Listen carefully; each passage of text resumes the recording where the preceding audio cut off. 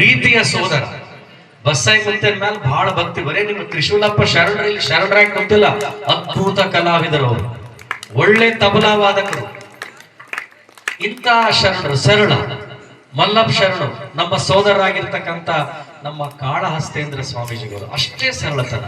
ಇಂಥ ಪುಣ್ಯ ಪುರುಷರು ಇಲ್ಲಿ ಇರೋದು ನಮ್ಮ ನಾಡಿನ ಭಾಗ್ಯ ಅಂತಕ್ಕಂಥ ಮಾತನ್ನ ಹೇಳಿ ಧರ್ಮ ಉಳಿಸ್ತಕ್ಕಂಥ ಕೆಲಸ ನೀವು ಮಾಡ್ರಿ. ಬಹಳ ಖುಷಿ ಆಯ್ತು. ಮಕ್ಕಳಿಗೆ ಮುಂಜಾನೆ ತಕ್ಷಣನ ಈ ಅಮ್ಮ ಕಾಕ ಸಣ್ಣಮ್ಮ ಇಂಥ ಕನ್ನಡದ ಭಾಷೆಯನ್ನ ಕಲಿಸ್ರಿ ಅಂತ ನಾನು ನಿಮ್ಮಲ್ಲಿ ಮನವಿ ಮಾಡ್ತೀನಿ. ಶರಣರ ವಚನಗಳನ್ನ ಕಲಿಸ್ರಿ, ಒಳ್ಳೊಳ್ಳೆ ಮಹಾತ್ಮರ ಪುರಾಣಗಳನ್ನ ಅವರಿಗೆ ತಿಳಿಸ್ರಿ. ಯಾಕಂದ್ರೆ ಈಗ ಸಂಸ್ಕಾರ ಸಂಸ್ಕೃತಿ ನಾವೆಲ್ಲ ಉಳಿಸ್ಬೇಕಾಗಿದೆ. ಮೊದಲಿನವ್ರು ಹೆಂಗ್ ನೋಡ್ತೀವಿ ನಾವು, ವೇದಿಕೆ ಮೇಲೆ ಇರ್ತಕ್ಕಂಥ ಹಿರಿಯರು ಮತ್ತು ನಮ್ಮ ಸರಿ ಸಮಾನವಾಗಿರ್ತಕ್ಕಂಥ ಸೋದರರು. ಅವಾಗಿನ ಕಾಲನೇ ಬೇರೆ, ಈಗಿನ ಕಾಲನೇ ಬೇರೆ. ಸಂಸ್ಕೃತಿ, ದೇವರು, ದಿಂಡ್ರು ಏನು ಆ ಸಂಸ್ಕಾರನೆಲ್ಲ ಬಹಳ ಮನಸ್ಸಿಗೆ ನೋವಾಗ್ತದೆ. ಈ ವಾತಾವರಣ ಹಿಂಗೆ ಬಿಟ್ರ ಮುಂದೆ ಎಲ್ಲಿಗೆ ಹೋಗ್ತದೆ ಗೊತ್ತಾಗಲ್ಲ.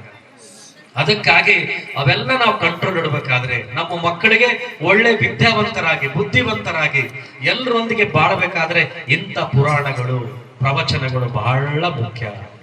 ವಿಶೇಷವಾಗಿ ಮಹಾಸಾಧ್ವಿ ಹೇಮರೆಡ್ಡಿ ಮಲ್ಲಮ್ಮ. ಹೇಮರೆಡ್ಡಿ ಮಲ್ಲಮ್ಮನ ಗುಡಿ ನೋಡ್ರಿ ಅಂದ್ರೆ ನೀವು ಶ್ರೀಶೈಲ ಮಲ್ಲಿಕಾರ್ಜುನ ಬಲ್ಲಿ ಪಕ್ಕದಾಗ ಅದ ಯಾರು ನೋಡ್ರಿ ಯವ್ವ, ನಾವಂತೂ ನೋಡಿ ಅದಕ್ಕೆ ನಾವು ಕೈ ಎತ್ತೀವಿ. ಹೇಮರೆಡ್ಡಿ ಮಲ್ಲಮ್ಮ, ಮಹಾಸಾಧ್ವಿ ಹೇಮರೆಡ್ಡಿ ಮಲ್ಲಮ್ಮ ನೋಡ್ರಿ ಅಯ್ಯವ್ವ. ನೀವು ನೋಡ್ಲಿಲ್ಲ ಅಂದ್ರೆ ಅವ್ವ ಈ ಪುರಾಣ ಮುಗಿದ ಮ್ಯಾಗ ಒಂದ್ಸಲ ಶ್ರೀಶೈಲಕ್ಕೆ ಹೋಗಿ ಬರ್ರಿ, ಬಹಳ ಚಂದ ಗುಡಿ ಅದ.